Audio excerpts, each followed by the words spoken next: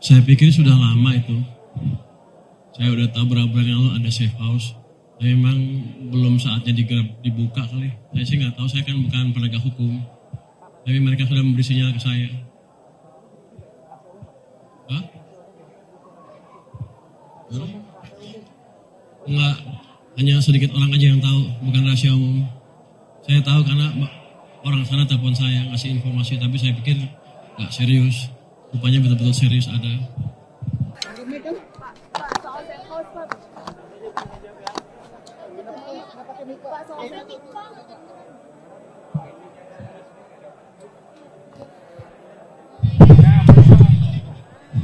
Tes 1 2.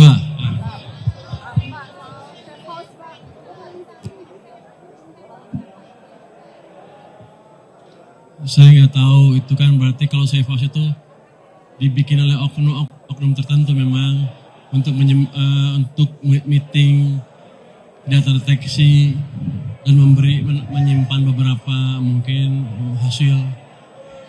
hasil komunikasi mereka dengan wajib cukai atau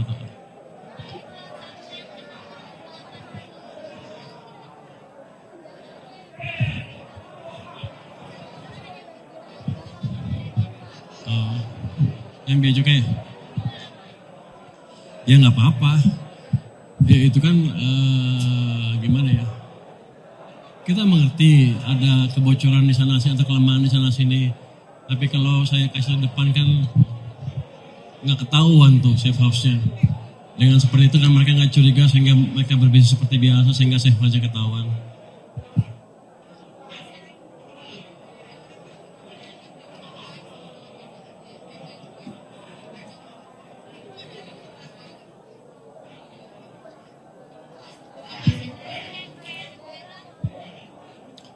Untuk saat ini belum, saya 2-3 bulan ke depan saya akan fokus ke kinerja pajak dan bea cukai, memastikan bahwa mereka memperbaiki pejabat-pejabat di level bawahnya sehingga mereka bisa bekerja lebih bersih dan lebih efisien.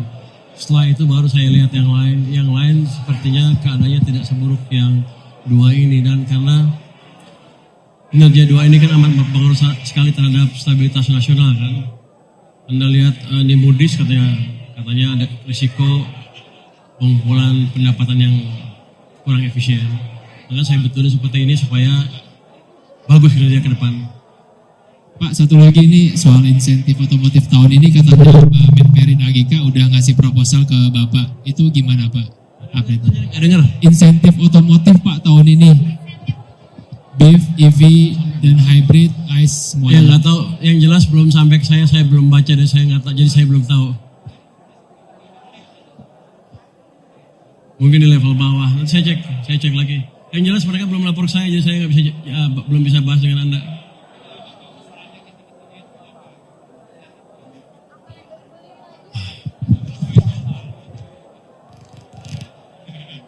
Ya Allah, belum nyampe, mana gue tahu, kok mesti gini ngeraba-raba. Saya baca, saya analisa nanti saya akan putuskan apakah pantas dikasih insentif atau perlu dirubah nggak insentifnya. Tanya lagi, nggak tahu, saya belum dapat. Oke, lagi. Kenapa nanti Pak? Ya. Di kuartal 1 nanti. Hah? Kenapa? Apanya? Kalau operasi gelap pasti ada safe house-nya. Tempat di mana mereka bisa berkumpul, nggak terdeteksi siapapun. Itu biasanya handphone juga nggak boleh masuk, biasanya tempat kayak gitu. Selalu ada. Jadi tempat yang strict untuk para pejabat yang terlibat saja yang bisa masuk.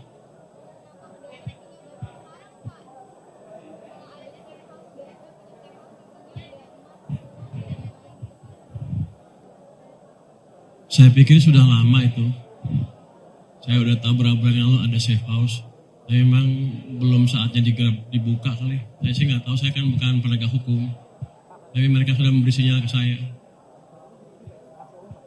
Hah? Enggak, hanya sedikit orang aja yang tahu, bukan rahasia umum. Saya tahu karena orang sana telepon saya, ngasih informasi, tapi saya pikir nggak serius.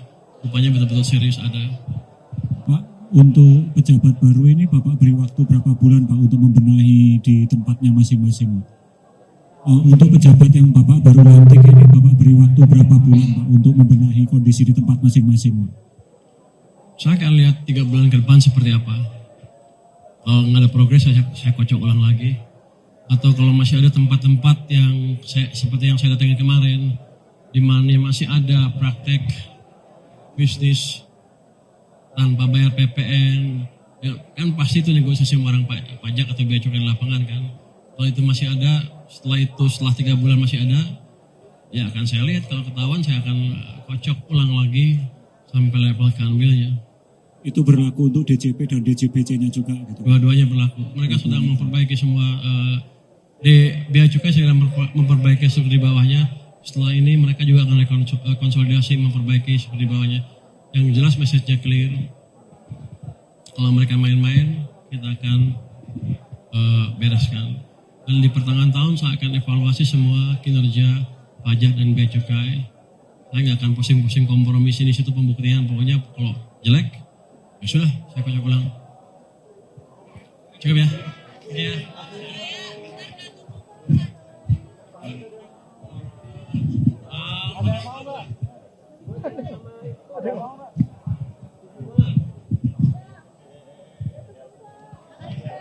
Kasih Pak.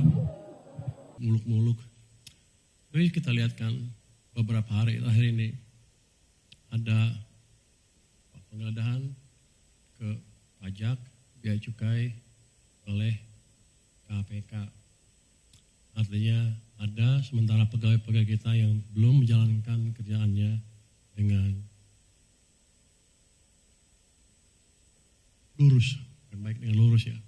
Artinya masih ada, ya kayaknya ada terima uang tuh, ada yang terima, ada safe house katanya, ada uang sekian, ada emas 3 kilo dan lain-lain. Artinya kita masih belum bersih. Ke depan saya harapkan dengan adanya rotasi ini semua teman-teman memperbaiki image bea cukai maupun pajak.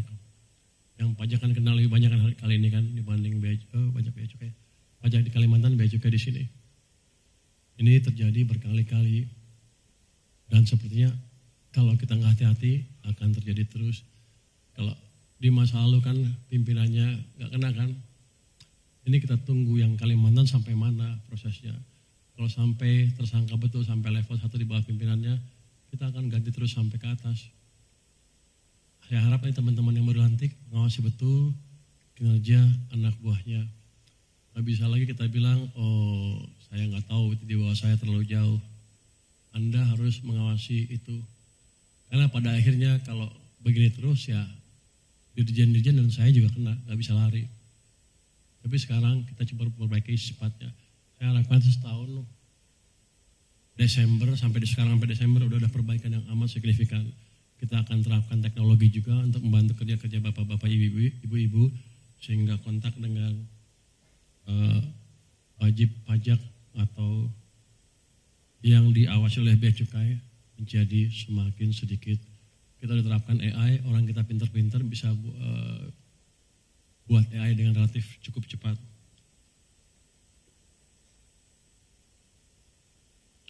Tapi prinsipnya begini, ketika orang bea cukai atau atau pegawai Kementerian Keuangan mengalami hal tersebut, saya nggak akan tinggalkan Anda sendirian.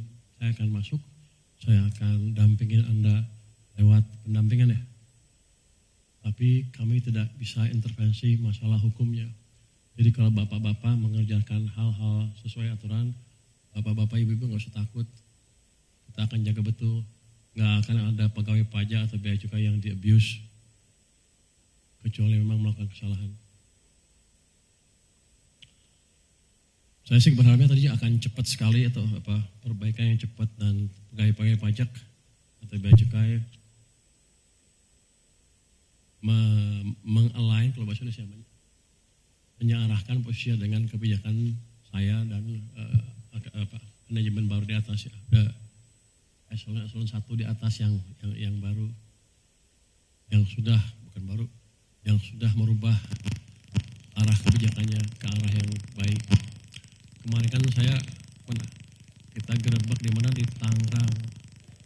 satu perusahaan Cina, salah satu dari sekian puluh yang beredar di sini yang nggak bayar pajak dengan baik.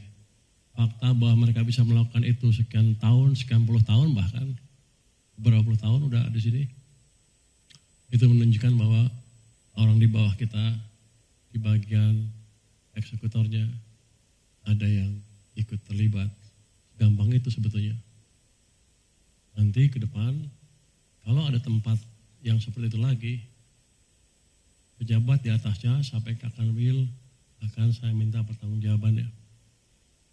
Tapi saya yakin dengan bapak-bapak ibu ini orang-orang terpilih semua kan. Saya udah lihat track recordnya, ujiannya segala macam. Kelihatannya sih nggak ada masalah untuk menjalankan hal itu. Asal Pak Sekjen rajin-rajinnya cek ke bawah. Pak Dirjen juga rajin-rajin. Oh boleh panggil begitu ya? Pak Sekjen? Oh udah. Pak Dirjen? Pajak? Oh gitu ya. Lucu juga ya. Lucu juga. Hah? Dari TN gitu ya? Oh, siapa? Pak Dirjen Kaya Negara? Oh gitu ya. Saya baru tahu, saya udik. Enggak, ini hal yang serius, kita harus bereskan betul. Apalagi kemarin pengumpulan tax collection kita kan di bawah target. Karena ekonominya melambat. Tapi saya harapkan dengan membaiknya ekonomi dan ke depan akan lebih baik lagi. Kita bisa mengumpulkan pendapatan dari tax maupun biaya cukai yang lebih tinggi lagi. Saya sih mengharapkan ada perbaikan tax collection rate yang signifikan dari 9% sekarang, mungkin 11-12% untuk tahun ini, tahun depan kita perbaiki lagi. Jadi ini misi kita, misi yang berat untuk pajak. Kalau kemarin Anda mencapainya di bawah target, saya bisa ngelit di depan, bisa beralasan depan DPR bahwa karena ekonominya lambat. Tapi tahun ini kan nggak bisa lagi. Kalau sampai akhir tahun tax collection rate kita nggak membaik, padahal ekonominya tumbuhnya makin baik, saya akan digebukin DPR dan saya nggak bisa bertahan lagi. Saya nggak bisa memberikan argumen yang kuat. Kalau untuk orang yang seperti saya, orang yang ekonom seperti saya, itu suatu kekalahan yang telak. Pasti setiap malam saya nggak bisa tidur. Sekarang aja udah susah tidur. Jadi itu, utamanya saya pikir teman-teman semua ke depan kita bersama-sama memperbaiki kinerja pajak, keuangan secara keseluruhan. Jangan sampai kita dikalahkan oleh pemain-pemain yang mengalahkan kita sampai sekarang ya. Dan jangan sampai pula nanti Presiden masih mengumumkan hal-hal seperti ini. Dia bilang gini, ada kebocoran, pajaknya ada invoicing di bea cukai yang perpajakan kita. Beliau mengungkapkan itu berkali-kali setiap meeting. Saya sedih ngelihatnya. Padahal kita sedang jadi upaya kita harus sungguh-sungguh, bapak-bapak, ibu-ibu, jangan main-main di pusat dan daerah, pimpinan turun ke bawah, lihat kinerja anak buahnya. Pokoknya akhir tahun saya nggak mau dengar kalimat itu lagi dari Presiden. Tentunya kalau prestasi kita bagus dan tax collection naik, misalnya ke 11-12%, alasan itu udah hilang.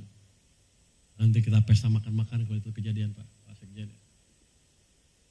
Mungkin demikian pesan singkat dari saya, jadi semangat. Perbaiki kinerja pajak, perbaiki kinerja keuangan, perbaiki kondisi fiskal. Jadi kondisi negara secara keseluruhan nanti tergantung pada kinerja Anda semua. Terima kasih. Wassalamualaikum warahmatullahi wabarakatuh. Subscribe, share, like, and comment. Subscribe, share, like, and comment. Subscribe, share, like, and comment. Subscribe, share, like, and comment. Subscribe, share, like, and comment.